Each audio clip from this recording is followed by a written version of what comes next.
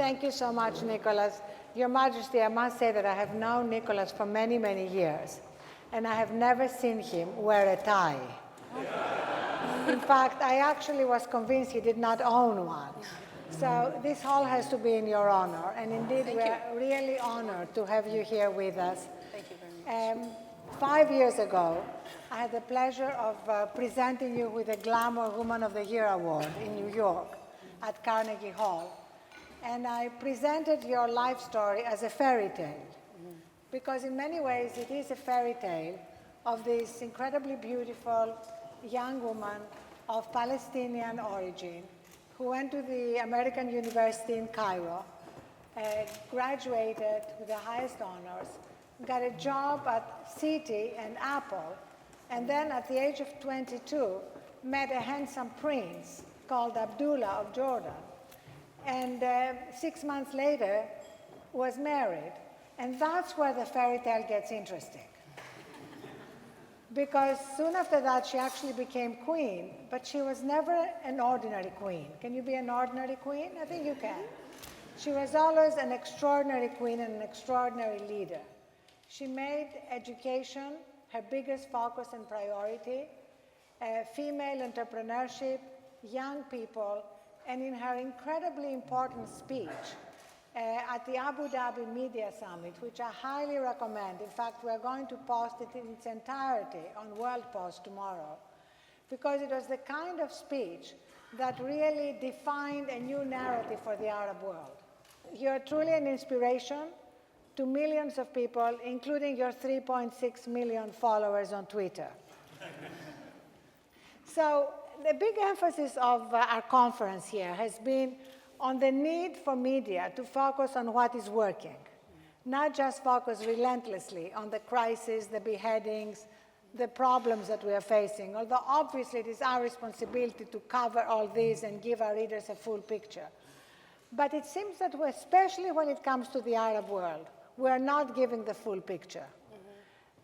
We obviously legitimately talk about the dangers of the high youth unemployment in the Arab world. But what is actually happening in youth unemployment, in work, in any area that you consider hopeful, that you consider part of the narrative of what is working?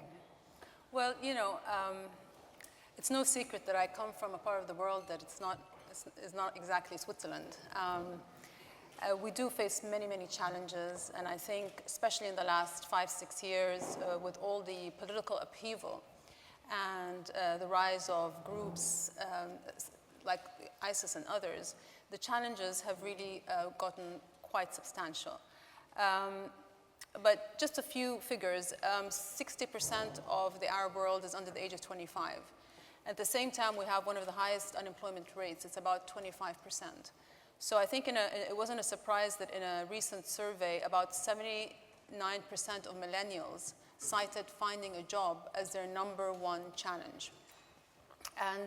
But the good news is that many of them are trying to do something about it through technology.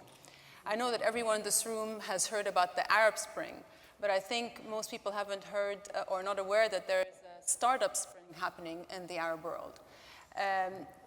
There is a young generation, a population that is coming of age, that is tech savvy at a time when the digital landscape in the Arab world is changing. So a few statistics. We have 135 million internet users, which is growing at the highest rate in the world. E-commerce is still quite limited, but growing again at the fastest rate in the world. Mobile penetration is at about 110%. And the ICT landscape is growing again. It has one of the highest growth potential rates. So all these are not just indicators of the economy, but they're actually, I find that they're indicators of hope. Because in many instances, technology is being used to level the playing field. So for example, in the Arab world, 35% of online entrepreneurs are females. And that's compared to a global average of only 10%. So I think technology is changing the opportunity landscape for many of our young people and really helping in tackling one of the toughest challenges, which is unemployment. I think it can contribute to that, it can contribute to our GDP. And I'm quite proud that Jordan actually has one of the most evolved startup ecosystem in the Middle East. A few years ago, Amman was rated as the 10th best city for a tech startup. But having said all that, the region still has a lot of challenges in terms of we have an education system that doesn't churn out enough entrepreneurs. There's still quite a bit of red tape, not enough investment in this field. But just like extremists can inspire young people with their religious rhetoric, I think successful Arab entrepreneurs can also capture the imagination of youth and really help change the discourse in our region. So I think we really need to back them up with more finance and faith and really give technology the opportunity to change things in the Arab world.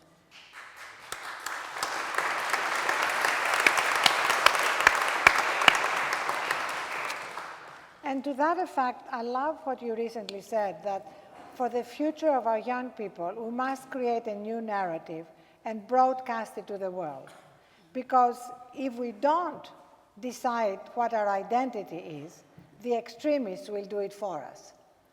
And so, as well as using social media extremely effectively, what you are doing, and bringing more capital and financing into the Arab world to help take these startups to the next level, what else do you think those of us in the West can be doing to support the movement that's already happening around entrepreneurship, startups, education, and all the other things that you're involved in? Well, I'll give you an example. For example, access to quality education is one of the toughest challenges. And there are lots of online efforts in the Arab world underway. My personal experience, my foundation last spring launched a massive open online course, which a MOOC in Arabic, in cooperation with edX, which is, as you know, is a MIT-Harvard consortium. So we're working with the best Arab professionals and professors, not just in the Arab world, but Arab professors also abroad, to really develop original Arab content. But at the same time, we're also translating courses from universities like Harvard, MIT, Berkeley, et cetera, and providing these courses in Arabic for free. We started off with 10 courses, and we had around 85, within weeks, we had 85,000 subscribers. And then now, 9 months later, we have 20 courses and upwards of 140,000 subscribers. So you can see that there's a real thirst to have access to this kind of information. And we're focusing our content on education for employment. So we have a good mix of practical as well as academic courses. Things like teacher training, introduction to computer science, how to write a CV, the most effective job search strategies. And we're working with the private sector to really try to understand what the learning gaps are in the market and to address some of the skills gap as well. So it's actually been, the reception has been so incredible and compelling because it's really a lifeline for a lot of these youth. For example, we have people in Syria who have subscribed because, and I've received personal messages from young people who say that, you know, we can't attend university because of the security situation in our country, and we haven't been able to do it for a couple of years. And having these access to these courses has really given us a chance at normality in our lives. And you know, being able to acquire skills, because it's ironic, I was saying that we have one of the highest unemployment rates, but we also have a lot of employers who say they have vacancies, but they can't find the right people. So there's a mismatch between what our educational systems are producing and the skills that the market needs. So courses like these can really help fill that gap and give people a leg up in their future. And given that you have this incredible response to these courses, what I would love to do is, as we are launching HuffPost Arabic in the summer, we would love to invite all the tens of thousands of students to tell their stories. Absolutely, and you know, I mean, I just saw Zaha Hadid and other wonderful Arab high achievers, and them producing their content and providing it for our young people. our young people will get the benefit of that kind of exposure and the inspiration of seeing people from their part of the world having achieved so much. You know, like I said, we don't want our young people just to be inspired by crazy people with guns, you know, claiming that they're going to take them to heaven if they do this and that. We want them to be inspired by people who've really achieved something and made a difference, a positive difference in the world. So the West, if you were asking how can you help, by helping us with that content. And like I said, with the tech startup spring, by helping us with your expertise, those kinds of exchanges are very, very beneficial. Investments, there's great opportunity to actually get a high return on your investment by supporting some of these young, very creative talents that we have in the Arab world. And also by opening up all the platforms here to hear their stories, to hear the young people's stories, because at the moment we're inundated with one kind of narrative. Exactly. So it's both the narratives that are affecting how the Arab youth sees the world, but also the narratives that are affecting how the West sees the Arab world. Yes, there is unfortunately, it's always the case that the more dramatic and extreme and loud the voices are, the more people listen to it, and the good stories, unfortunately, don't get heard. But in order to change the tide in the Arab world, we really have to realize that, see, what the extremists want is to divide our world along fault lines of religion and culture. And so a lot of people in the West, you know, may have stereotypes against Arabs and Muslims. But really what this fight is a fight between the civilized world and a bunch of crazy people who really want to take us back to medieval times. So, and we need to see it that way. And once we see it that way, then we realize that, you know, this is about all of us coming together to defend our way of life. And that's why whenever there is such an incredible manifestation of that common humanity, as happened, for example, on February 21st, when 1,000 Muslims surrounded a synagogue in Oslo, and then hundreds of other Norwegians surrounded another synagogue last Saturday in solidarity. It would be great, and there are many people in the media here, so all of us in the media have a responsibility to put these stories on the front pages, at the top of our sites, instead of treating them as afterthoughts and running this continuous reel of the beheadings. Which simply, really, don't you think, reinforces what the extremists want us to do? It is what they want to achieve at the end of the day. You know, they are very adept at using social media to you know, the internet is probably one of the best inventions at promoting ideas that ever existed. But unfortunately, it doesn't separate or distinguish between the good, bad, and the ugly.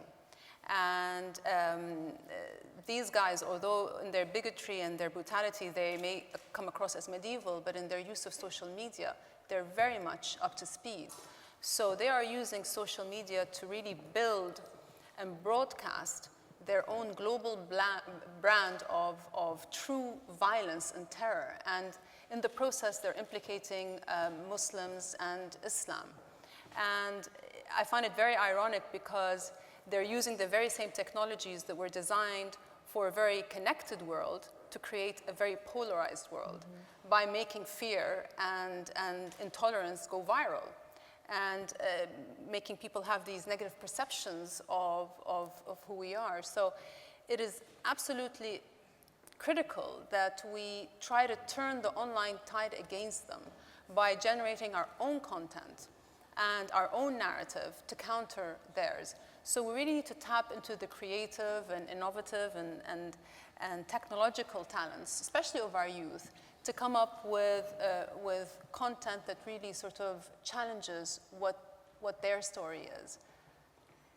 And yes, I agree.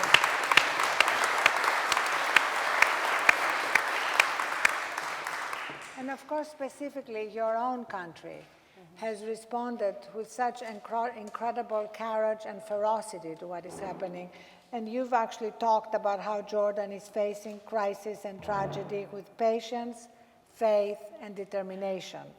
But give us an update on what's actually happening in Jordan? Well, I think from the very beginning we did realize that this is our fight. That we can't let them hijack our identity and brand us in a way that they want. That this is something that we have to write our own narrative. And I think what happened with our pilot was horrific. And I think for many Jordanians, the scare tactics that these terrorists were using backfired against them, because it just angered Jordanians, and it made them,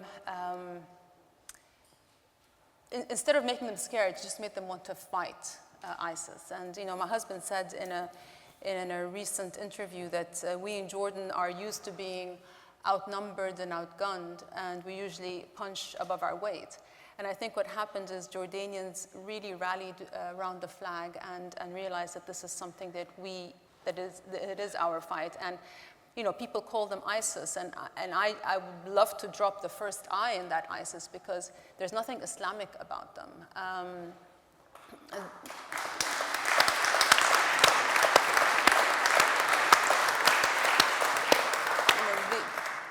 They have nothing to do with faith and everything to do with fanaticism. And I think as an international community, we would do well to not focus on the religious character of that group, because when we do, we give them undeserved legitimacy. It doesn't matter what they call themselves. It matters what we call them. And they want to be called Islamic, first of all, because, like I said, it gives them legitimacy, and it also helps with their recruitment. And also because it means that any action taken against them would automatically be called a war against Islam, which is exactly what they want it to be. They want it to be, like I said, the West coming against Islam. And because that will help them with their recruiting. And they want to see that clash of civilizations that people talk about. And, whether the clash of civilizations remains a concept or a reality is very much dependent on how we decide to do things. It can become a self-fulfilling prophecy if people start to say, we want to fight Islam, and then the Muslims start to feel like they're targeted, so these guys can recruit even more, and then it happens. So we're very committed, and we're sparing no resources in fighting this group, and we realize that this is a war that has to be led by Muslims and Arabs, because we never want to see this branded as a war against Islam, and we're very much committed to defending our identity. And are you surprised that their message is even appealing to women, young women who are being recruited? It surprises me that anybody their message could appeal to anyone. And a lot of times people ask that question, why do people get inspired by these groups? And I don't think there's one single answer.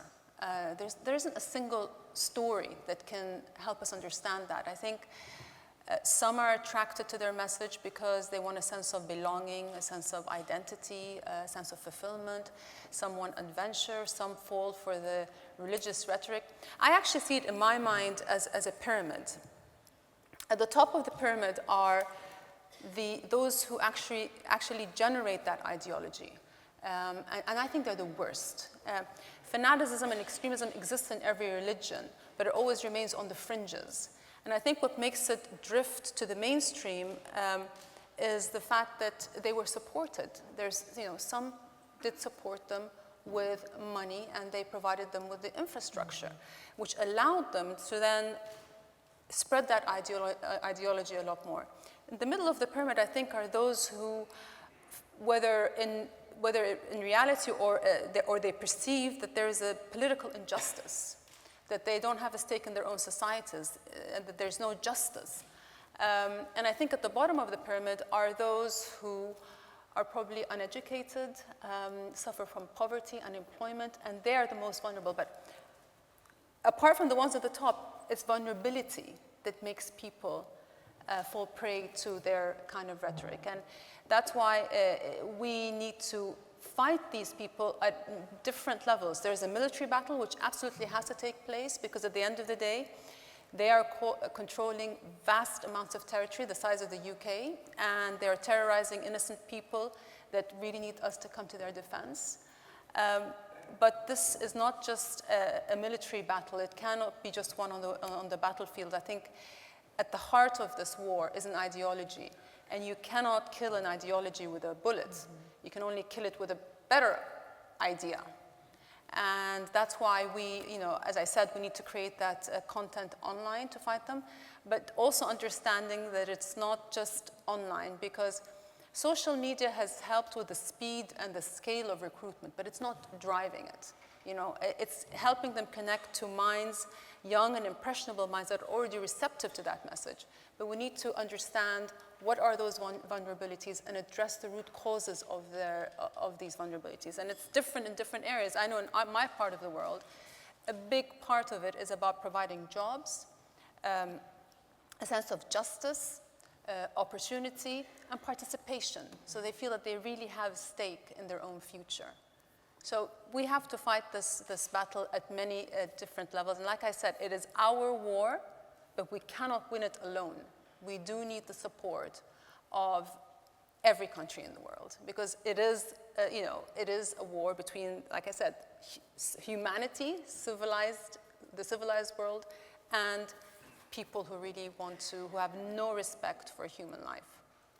Well, your own passion and your own deep commitment to winning this war with human means, but also with using all modern technology at our disposal, is really inspiring. And I know, speaking for myself and for everyone here, we are deeply grateful that you are where you are, and that you are traveling, even though you and I have talked how hard it is to be away from your children, yes. Because you believe so passionately that you have a big role to play here in communicating this message out to the world. And certainly, from our point of view, at the World Post and the Huffington Post, we are completely committed to carrying this message forward. And let's drop the I from ISIS. Thank you so much, Your Excellency.